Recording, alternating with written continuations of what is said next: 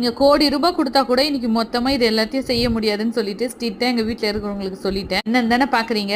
அவரு இன்னைக்கு காலையிலேயே போய் மட்டன், சிக்கன், நல்லெலும்பு கொஞ்சோன்னு வாங்கிட்டு வந்துட்டாரு. அவரு வாங்குனதை எங்க அண்ணன் கிட்ட சொல்ல, அண்ணன் என்ன பண்ணிட்டாரு, அவரு ஒரு பக்கம் மட்டன்ல என்னென்ன பார்ட் எல்லாம் இருக்குமோ அதெல்லாம் வாங்கிட்டு வந்துட்டாரு. கறி கடையே இன்னைக்கு எங்க வீட்ல தான். அண்ணன் ஒரு பக்கம் ஆட்டுக்காலு, மூளை, தலைக்கறி அப்படின்னு சொல்லிட்டு வாங்கிட்டு வந்துட்டாரு.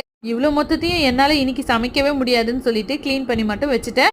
இந்த ஆட்டுக்கறியை சமைக்கிறது கூட ஈஸியா சமைச்சிடலாம். க்ளீன் பண்ணது தான் இருக்கிறதுலயே ரொம்ப கஷ்டமான வேலை. நான் ரொம்ப பார்த்து க்ளீன் பண்ணுவேன். அந்த ஆட்டுக்கறியில இருக்கு இல்லையா, முடியெல்லாம் இருக்கக்கூடாது அப்படின்னு சொல்லிட்டு ரொம்ப கவனமா க்ளீன் பண்ணி இவ்வளோ கறியும் பார்க்கவே முடியல, எப்படி சமைக்கிறது, அதனால இன்னைக்கு நான் சமைக்க முடியாதுன்னு ஸ்ட்ரிக்ட்டா சொல்லிட்டேன். இன்னைக்கு என்னால லஞ்சுக்கு செய்ய முடிஞ்சது ஆட்டுக்கறி சுக்காவும் நல்லெலும்ப குழம்பு பண்ணிட்டு மூளைய முட்டை போட்டு பொடி மாஸ் பண்ணிட்டு இதோட நைட்டுக்கு தான் சமைக்கணும். அதை நான் சமைக்க மாட்டேன், அம்மாவை சமைக்க சொல்லிடுவேன். ஏன்னா தலைக்கறி கொஞ்சம் எனக்கு அலர்ஜி. கஷ்டப்பட்டு சமைச்சதும் இல்லாம வீடியோவை எடுத்து வச்சிருக்கேன். மேல பரிதாபப்பட்டு ஒரே ஒரு சப்ஸ்கிரைப் மட்டும் பண்ணிடுங்க.